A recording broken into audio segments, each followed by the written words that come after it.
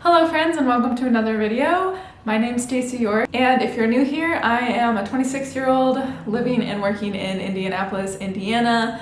This video is going to be part of a series where I explore Indianapolis and rate different experiences and restaurants and all of that type of thing here in Indianapolis. This video is going to be rating and reviewing a brunch spot downtown, a bar and arcade downtown, and the Indianapolis State Museum, and a donut place downtown as well.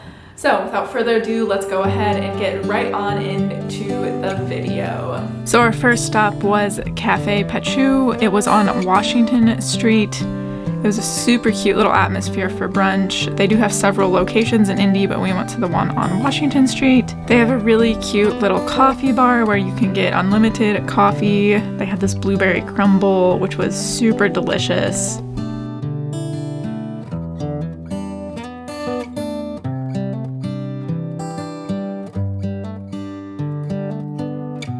I got the waffle, as you can see, and it was super good, light and fluffy, just like a waffle should be.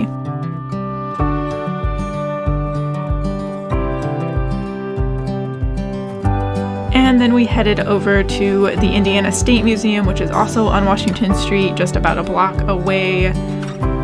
This was a super fun experience. They have a lot of interactive things, as you can see my friend doing here, imitating a glacier going over rock.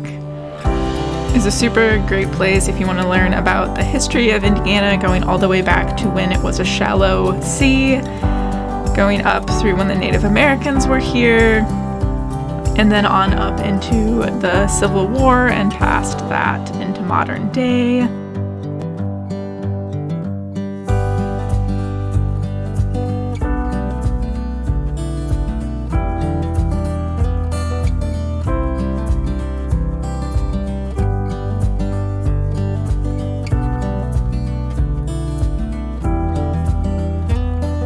This was an exhibit that was there just for right now that had a lot of interactive things. You can see my teacher friend here geeking out over these cutting machine things that she enjoys because she's a teacher.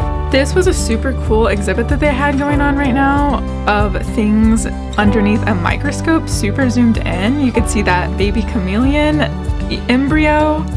And they just had a bunch of other cool things. I was super fascinated with this because I love all things under a microscope.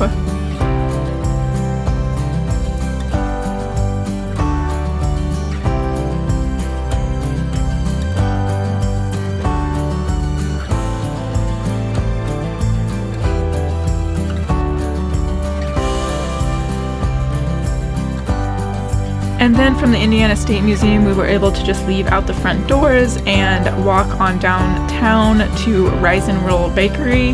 This was about a 15-minute walk, so I wouldn't recommend doing this in 17-degree weather like we did, but on any day I think it would be a nice walk. And then we ended up at Rise and Roll. This is an Indiana tradition created by the Amish up in northern Indiana in Shipshewana. They had really great donuts. We both got one, and then we got some coffee to warm up as well.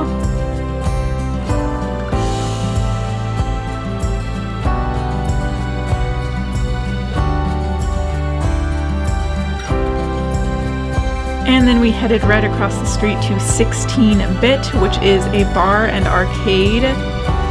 That was a super fun experience. You can see us playing some games here. They have all of the old arcade games, and it's a super fun time.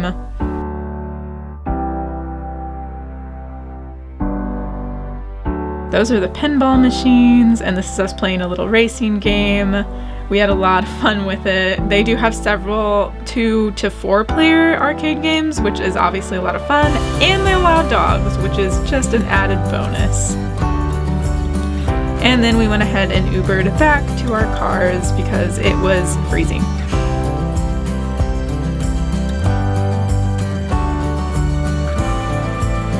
Okay, so that was kind of an overview of what my friend and I ended up doing that weekend.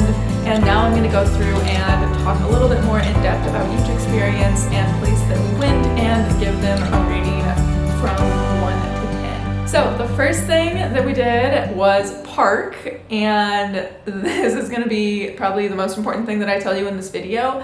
Do not park at the Capitol Commons garage. It is ridiculously overpriced. There are much cheaper places to park, which I will get into, but do not park there. It is the place that is closest to Cafe Pachu, so it's where we ended up parking, but don't do it because we paid $35 for the hour and a half that we were there.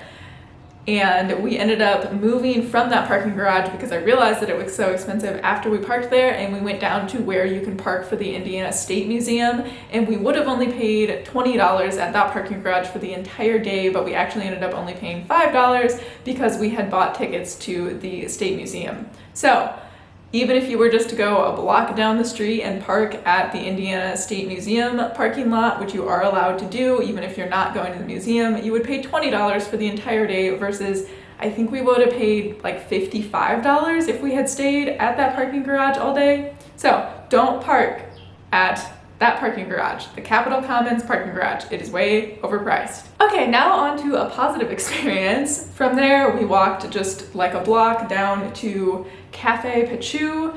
I'm not sure if I'm saying that right because I think it's French, but this place was amazing. The food was amazing, the coffee was amazing, the wait staff was super, super nice. They didn't feel like they were like rushing you out, even though it was quite crowded in there.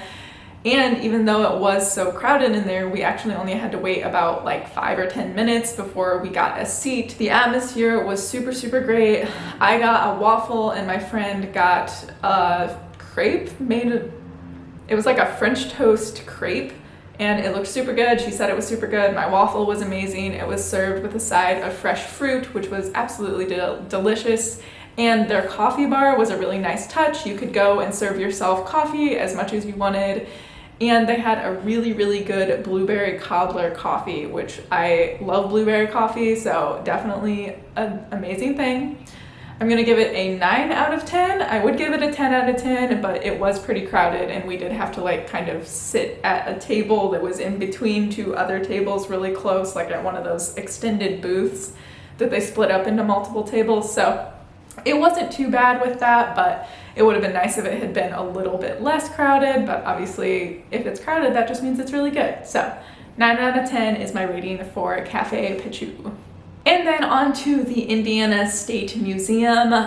This was a really great experience. It was only $16 for admittance, so if you have some time to kill, if you like history, if you have kids, I also think it would be a great experience for that. They had a lot of interactive exhibits, and basically the concept of the museum is going from when Indiana was a shallow sea, which is basically as far back in history as we know what was going on here, all the way up until the present day. So they had a lot of fossils, they had a lot of information on like when it was the ice age around here, so lots of mammoth displays, saber-tooth, tiger, skeletons, all of the cool things like that. And then it went on into when Native Americans were here, and then they did a really good job of representing the Native Americans and looking at the positive things and then also some of the negative things that we unfortunately did to the Native Americans, which really sucks, but they commented on that too, so it's not like they were just hushing over everything.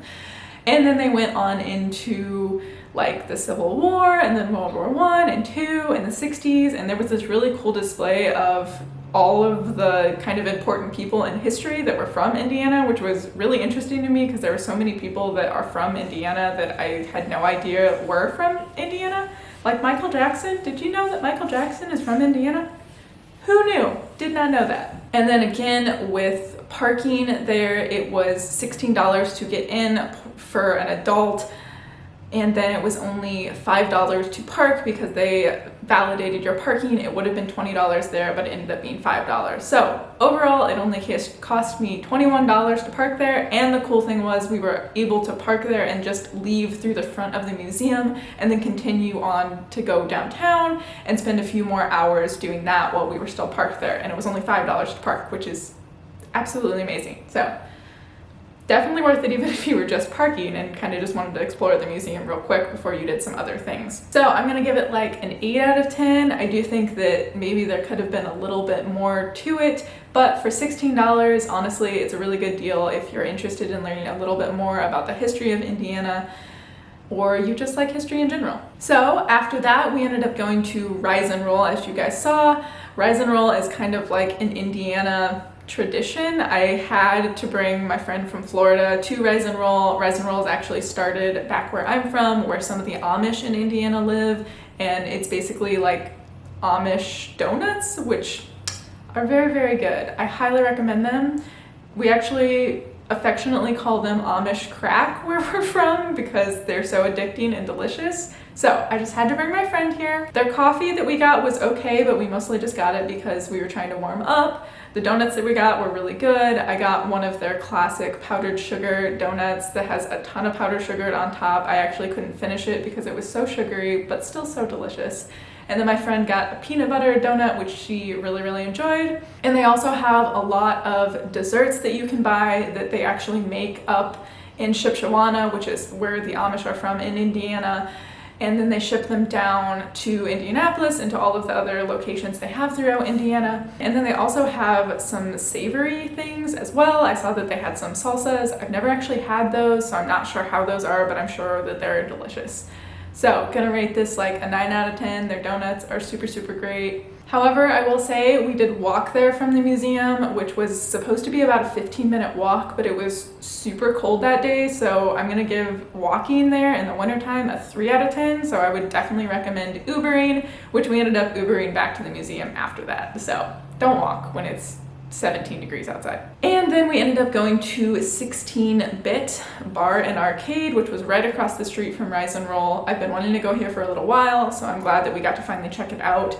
This is basically a vintage arcade, so they have all of the old arcade games like Donkey Kong and all of that kind of thing, and all of the games are free with the purchase of just a drink. The only games that are not free are the pinball games, which is probably smart on their part because the pinball games are awesome and really fun, and who doesn't love pinball, so I can understand why they charge for those. So it's just kind of a really cool concept to have a bar along with that vintage arcade because in my opinion, bars are kind of boring unless you have some sort of additional thing like an arcade or something like that. So it was super, super fun.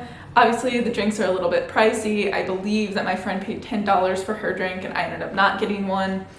But, you know, I mean, that's not too expensive for a drink along with an arcade, so.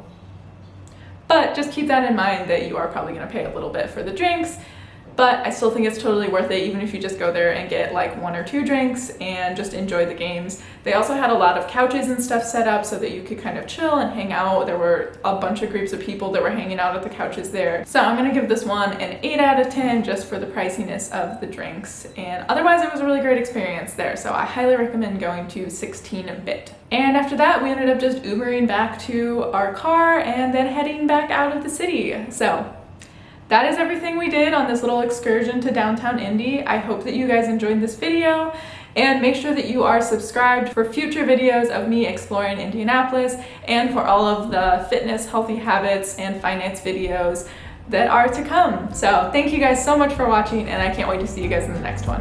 Bye!